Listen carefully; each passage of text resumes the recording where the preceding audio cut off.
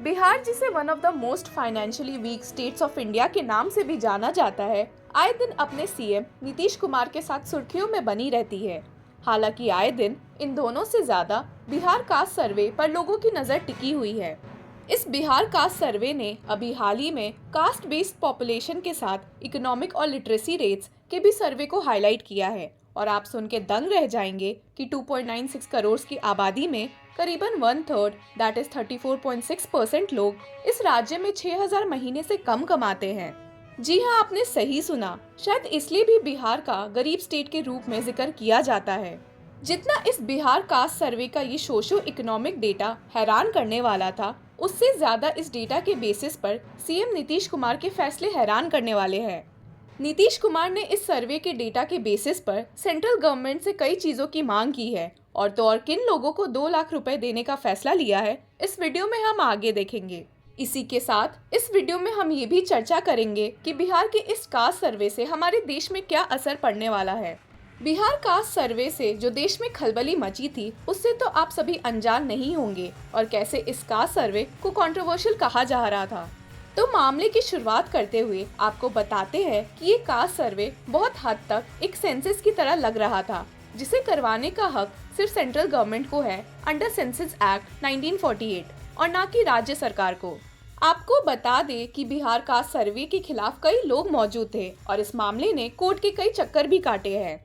ये तो पिटिशनर्स द्वारा पहला आर्ग्यूमेंट था, और अपने दूसरे आर्ग्यूमेंट में उन्होंने इस मामले से जुड़े प्राइवेसी कंसर्न्स के पॉइंट को हाईलाइट किया है।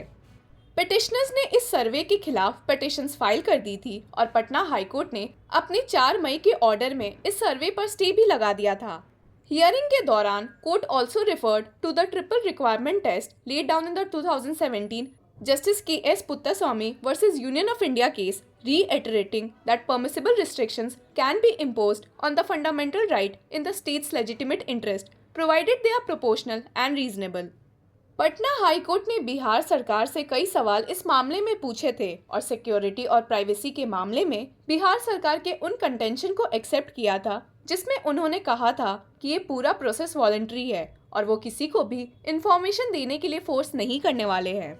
बिहार सरकार ने इस सर्वे के पीछे का रीजन एक लॉ को स्टेट करते हुए कहा था। Government of Bihar countered that the Central Law Collection of Statistics Act 2008 empowers state government to carry out all kinds of census and surveys, including for caste.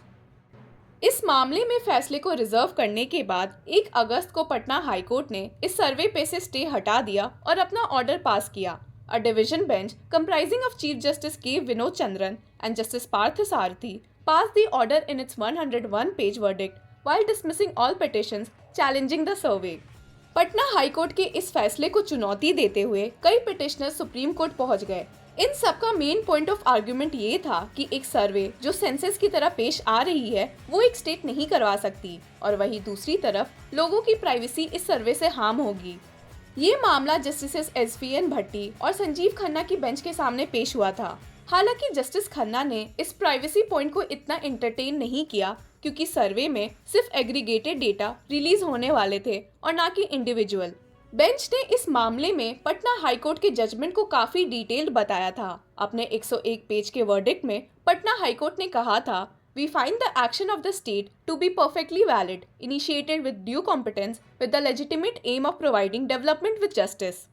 और इन्हीं सब पॉइंट्स को ध्यान में रखते हुए सुप्रीम कोर्ट ने इस बिहार कास्ट सर्वे पर किसी टाइप का स्टे लगाना जरूरी नहीं समझा, और इसी के साथ इस मामले को अगले साल जनवरी के लिए पोस्ट कर दिया है।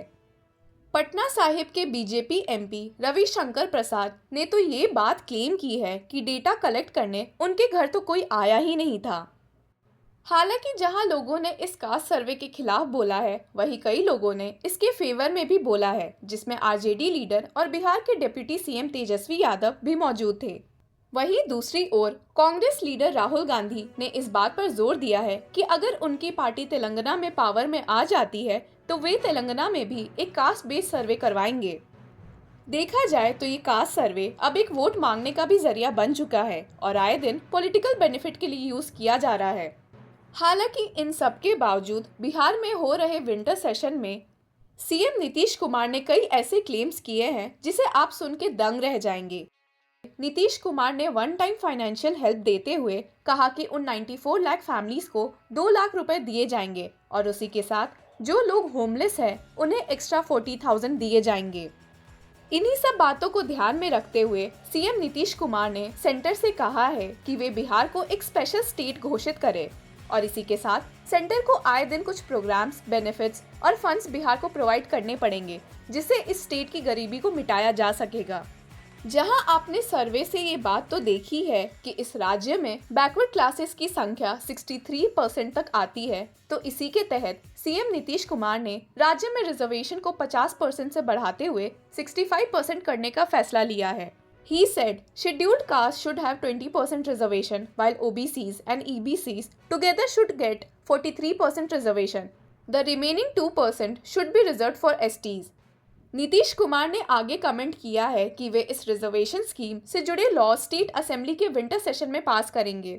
Nitish also announced a slew of poverty alleviation programs for poor families, which would require mobilization of an enormous sum of money, rupees 2.5 lakh crore, and therefore would be implemented over the next 5 years. To offset the burden of the state on that account, Nitish revived his demand that the center grant special category status to Bihar. आपके मन में ये सवाल तो जरूर पैदा हो रहा होगा कि कैसे सीएम नीतीश कुमार इतनी ज्यादा रिजर्वेशन की मांग कर सकते हैं, जब सुप्रीम कोर्ट ने ही अपने एक फेमस जजमेंट के थ्रू ये साफ कहा है कि किसी भी स्टेट में टोटल रिजर्वेशन 50% से ज्यादा एक्सीड नहीं होना चाहिए। हालांकि पिछले कई सालों से हमने ये नोटिस तो किया है कि ये 50% रिजर्वेशन का कैप काफी नहीं है और आए दिन कई स्टेट्स ने इसे बढ़ाने के लिए भी कहा है। कई स्टेट्स ने तो इस 50% रिजर्वेशन कैप को एक्सीड भी किया है, जिसमें कि states such as Haryana, Telangana, Tamil Nadu, Andhra Pradesh, Madhya Pradesh, Uttar Pradesh, Rajasthan, Chhattisgarh and Maharashtra भी शामिल है। हालांकि आप इसे ऐड करेंगे तो आपको समझेगा कि इसमें इकोनॉमिकली वीकर सेक्शन के लिए दिया हुआ 10% नहीं शामिल है। तो आपको बता दे कि सुप्रीम कोर्ट ने 2022 में जाकर बाय 3:2 वर्डिक्ट इन जनहित अभियान versus union of India upheld the validity of the 103rd constitutional amendment carried out to provide legal sanction, carve out 10% reservation for the economically weaker sections from unreserved classes for admission in educational institutions and government jobs. और इस मामले में CM Nitish Kumar ने central से यही मांग की है कि वे इस कैप रिजर्वेशन को 50% से बढ़ाकर 65% कर दे। अगर डेटा के हिसाब से देखा जाए तो सीएम नीतीश कुमार की ये मांग गलत नहीं होगी। पर क्या रिजर्वेशन एक कास्ट बेस्ड सर्वे के भरोसे देना चाहिए, जिसपे ये इल्जाम भी है कि इसके डेटा फॉल्सली इंटरप्रेटेड है। ऐसे में सीएम नीतीश कुमार की मांग क्या सेंटर एक्सेप्ट करेगी या रिजर्वेशन को चुनौती देते हुए लोगों का आक्रोश सहेगी? देखना होगा कि आए दिन इंडियन पॉलिटिक्स और जुडिशरी में क्या चेंजेस देखने को मिलते हैं। ऐसे इंटरेस्टिंग न्यूज सेगमेंट से जुड़े रहने के लिए कीप फॉलोइंग लॉ चक्रा।